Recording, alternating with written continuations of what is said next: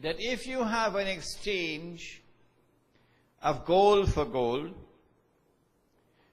you give me a basket of gold, I give you a basket of gold.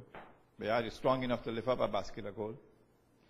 If you have an exchange of gold for gold, or if you have an exchange of silver for silver, or wheat for wheat, or barley for barley, or dates for dates, which is bilal, or salt for salt, then it have to be equal, 1 for 1, 2 for 2, 3 for 3. You can't be 1 for 2. You can't be 1 for 4. You can't be 1 for 20. You have to be 1 for 1, or 2 for 2, or 3 for 4. If it is not an equal exchange, then that is riba. That is haram. Okay. Well, they taught us this hadith, in the Darul Uloom. But what the teacher never taught us is what is common to all 6. No, they didn't tell us this in the classroom, What is there that is common to all 6 of these things mentioned here? Gold and silver and wheat and barley and dates and salt. Answer? All of them were used as money in the market in Medina.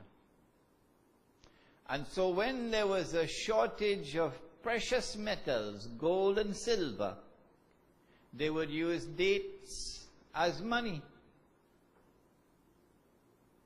And since dates were used as money, that is why an unequal exchange was prohibited. Money for money, unequal, prohibited. Once it's the same money. If it's dates for salt, no problem. If it's wheat for barley, no problem. If it's gold for dates, no problem. But if it is gold for gold, or silver for silver, or wheat for wheat, or barley for barley, or dates for dates, it had to be equal. Why? This we'll answer in the next session. But at this point in time, we could explain. If I give you 1 basket of dates, and I say, well, you return me the dates next year, but 2 baskets. That is a loan on 100% interest, eh? See? A loan on 100% interest. That's why it was prohibited. So because dates were used as money, it was prohibited to have an unequal exchange. So Dilal, what you should have done was to sell the 2 baskets and take that money and buy the 1 basket. Well, then why was it not prohibited to exchange 1 camel for 4? Because animals were never used as money. I work for the whole month and I get my salary. Salary is a goat. Carrying the salary home, salary dead. But when I reach home, I tell my wife, Dolahin, salary dead. So she said, go tell the boss. So I went to the boss, I said, boss, salary dead. Boss said, but when I give you salary, salary was living. See? Salary could fall sick. Huh? Salary could break your foot. So you could not use animals as money. Since animals were not used as money, you could have an unequal exchange. But when once something was used as money, you were not allowed to have an unequal exchange. Okay, so now we've answered that question. But what is there common to... Where you gone? Mikhail, where you gone?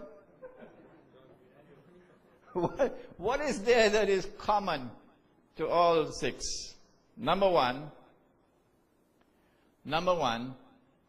that they all functioned as money So the definition of money in the Sunnah is, number one, it is precious metals. Or number two, if precious metals were in short supply, it would be what we may call commodities, which are in plentiful supply in the market and which have a shelf life. So if you're in Cuba and you want to give up cigars like Fidel Castro, and you want to bring back Sunnah money, and you have a shortage of gold and silver in the market in Cuba, what would you use as money? Remember, we don't want to smoke, eh? Sugar is correct. Sugar is correct. And if you are in the island of Java in Indonesia, my wife and I drove across the whole island. It was beautiful. Oh, from one end to the other we drove. If you're in the island of Java in Indonesia and you want to bring back Sunnah money and you have a shortage of gold and silver, what would you use as money? Rice. Correct. Rice. And so welcome to Sunnah money. You never heard the term before. First time you heard it. I leave behind me two things. So long as you hold on to them, you will never go astray.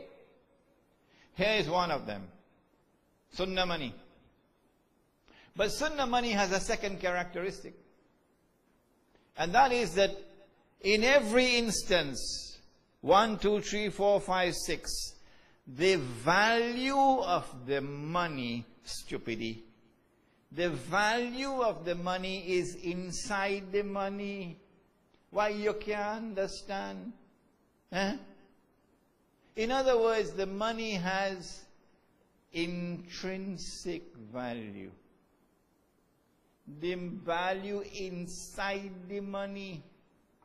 So the only way they could rip you off is if they come and they hold on to you and they mug you and they put their hand in their pocket and take out the money. That's the only way, because the value of the money inside the money. Welcome, brothers and sisters, to Sunnah money. Is this money in the Quran as well?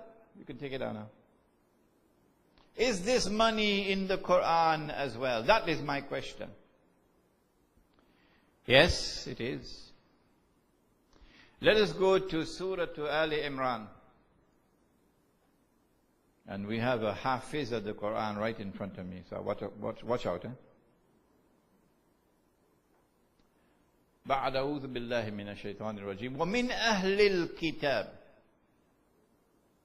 من تأمنه بقنطار يؤديه إليك ومنهم من تأمنه بدينار لا يؤديه إليك ذلك بأنهم قالوا ليس علينا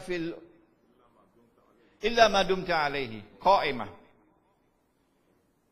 ومن أهل الكتاب من تأمنه بقنطار يؤديه إليك ومنهم من تأمنه بدينار لا يؤديه إليك إلا ما دمت عليه قائمة ذلك بأنهم قالوا ليس علينا في الأميين سبيل ويقولون على الله الكذب وهم يعلمون. The word of Allah Most High. And amongst the Ahlul Kitab, the people of the Torah, there are those who, hey, breads, you could keep this for me? Are going for a few months, are coming back. How much? A quintar. 1,200 ounces of gold. $350,000 US. Breads. You could keep it for me. Yes, of course. And when I come back after a few months, bread, you have my money? Here is your money, man. So he kept it safely and he returned it to me. But another man comes and he said, breads, you could keep this for me. How much? 1 dinar. Only 1 dinar. I go in for a few months. When he come back and he asks him back for your money, he ain't getting it back. But you give that fella 1,200 dinars back when he asked him. But you ain't giving me my 1. The only way I could get this 1 dinar back is if I stand up here and I pong in and I pong in and I pong. Give me back my money. Give me back my money. Why the double standards?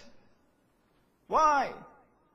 Oh, that is your brother Jew. And me ain't no Jew. So I have the status of a cockroach. Al-Ummi is normally translated as someone who can't read and write. Illiterate. But when the Jew uses the word Ummi, what he means by that is someone who is not a Jew, someone who is Gentile.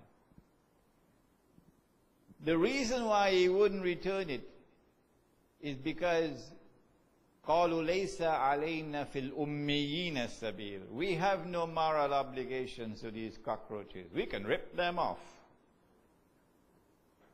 وَيَقُولُونَ عَلَى اللَّهِ الْكَذِبَ وَهُمْ يَعْلَمُونَ. But they're telling a lie against Allah. And they know it. Now in this verse of the blessed Quran, the word dinar appears. And this dinar ain't no paper dinar. This is a gold coin. And this is the word of Allah Most High. So don't come and tell me there's not money in the Quran, man. If you didn't know it, now you know it. Is this the only money in the Quran? Dinar, a gold coin? No. You remember when they put Yusuf down the well? Remember?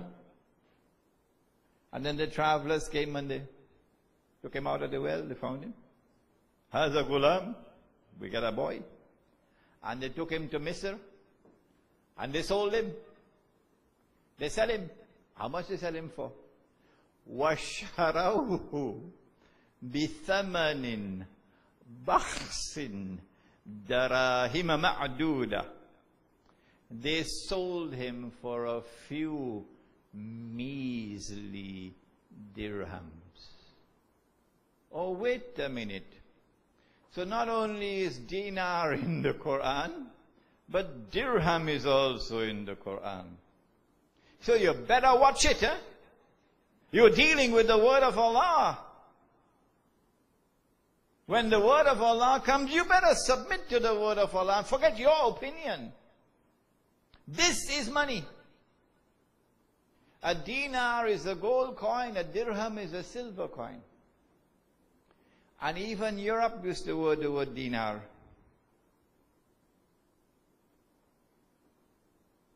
And so sunnah money is also in the Quran.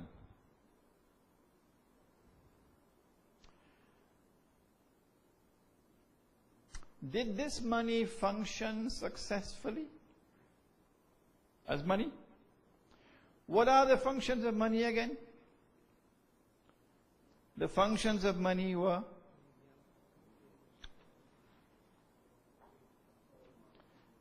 number 9. The functions of money were medium of exchange. Did gold and silver function successfully as a medium of exchange? Yes.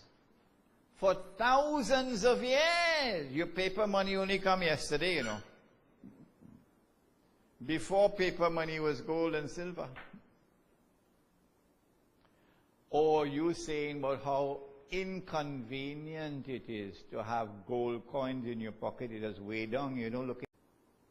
And so when there was a shortage of precious metals, gold and silver, they would use dates as money.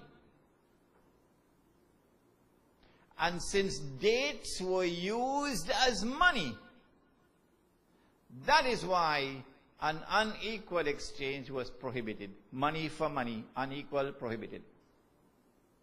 No, they didn't tell us this in the classroom, you know. What is there that is common to all 6 of these things mentioned here? Gold and silver and wheat and barley and dates and salt. Answer? All of them were used as money in the market in Medina. 2 for 2, 3 for 4. If it is not an equal exchange, then that is riba. That is haram. Okay. Well, they taught us this hadith, you know, in the Darul Uloom. But what the teacher never taught us is what is common to all 6.